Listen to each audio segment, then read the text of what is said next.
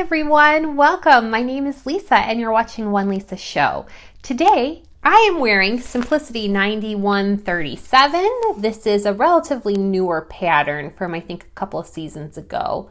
9137. It is a dress with a cross front or a cross back. The model has the cross back, so she has the boat neck front.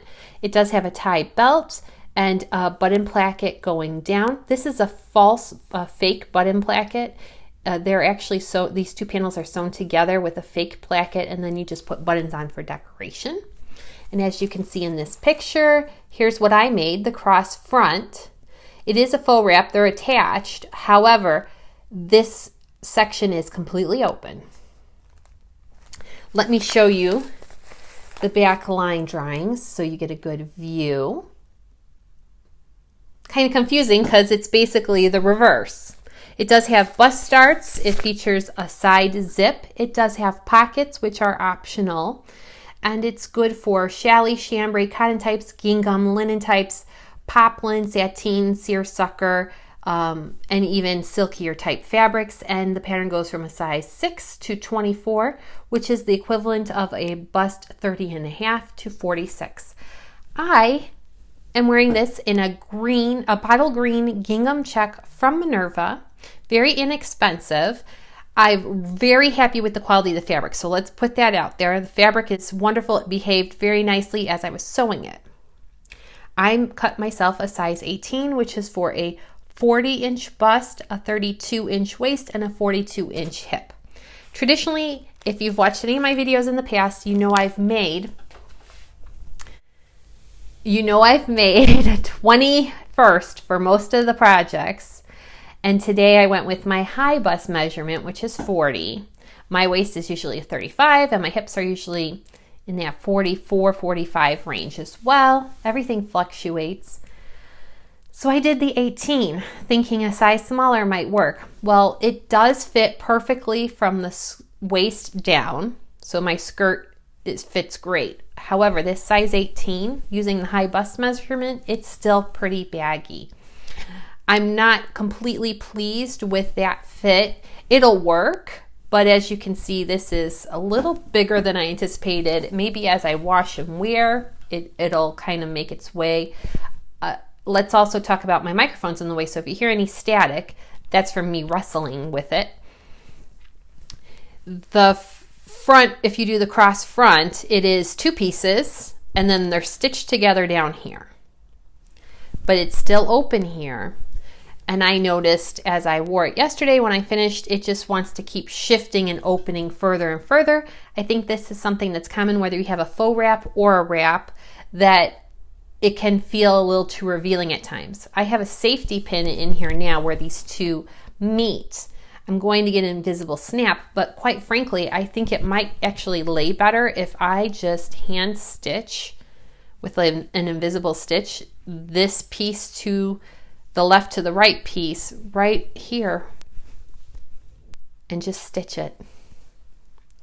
Maybe follow the sewing line from the bias binding. That's the other thing. This uses bias binding, not facings. So I bought bias tape from the store, and I found that to be very easy to install because it's not a lot of curves. The side zip, not fun.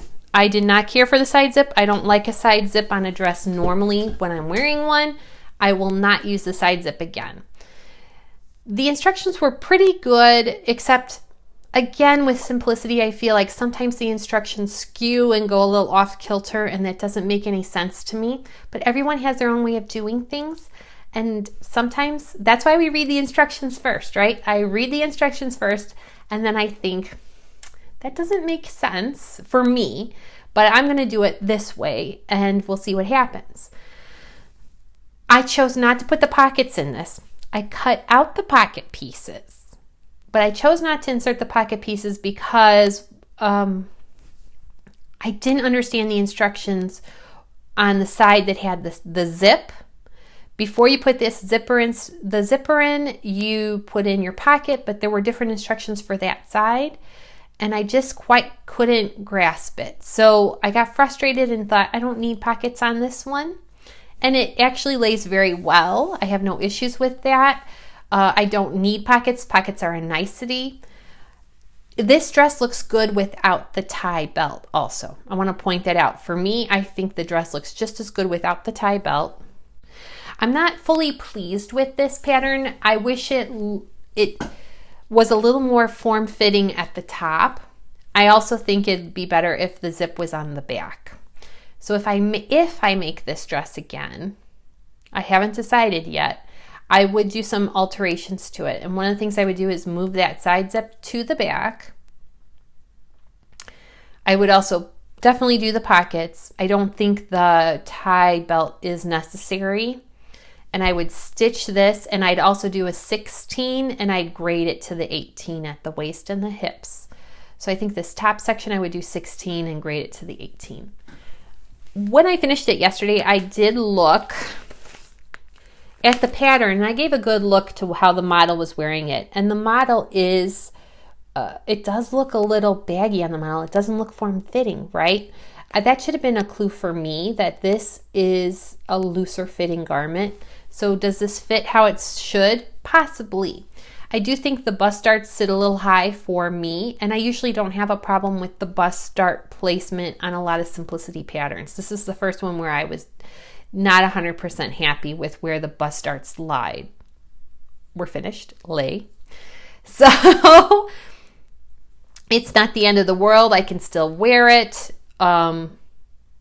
I will wear it. I'm going to wear it this week to a meeting, and I'm very pleased about it. I'm not someone that wears a lot of sleeveless garments, but I do like this, and I think with a white cardigan or a little shawl, this is going to be fine. The length is great. I did not have to adjust the length on this one at all. I think it actually looks better if it's a little below the knee on my body.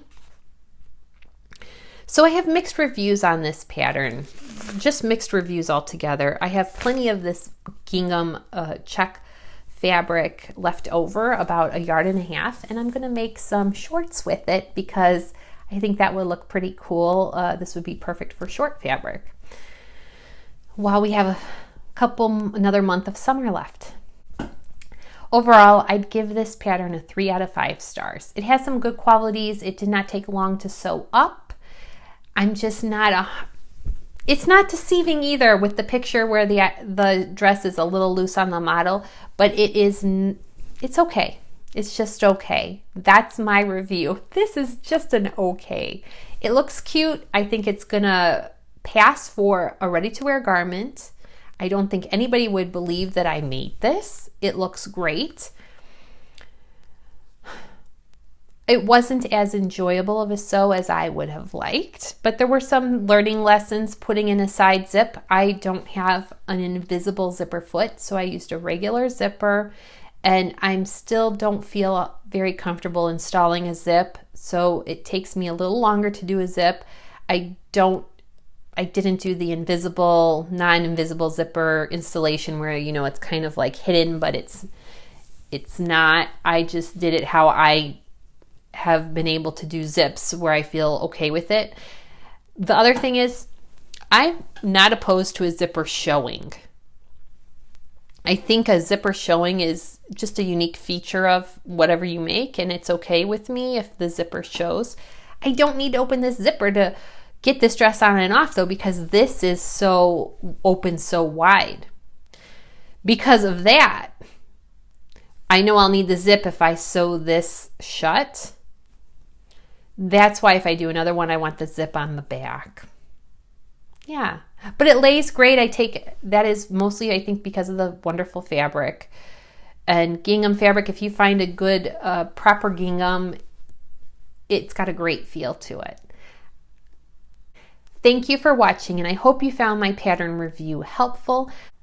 Let me know in the comments if you've made this pattern before and what your thoughts are.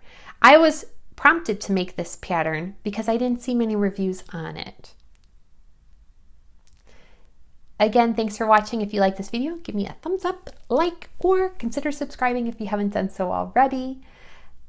And we will see you again soon. Bye-bye.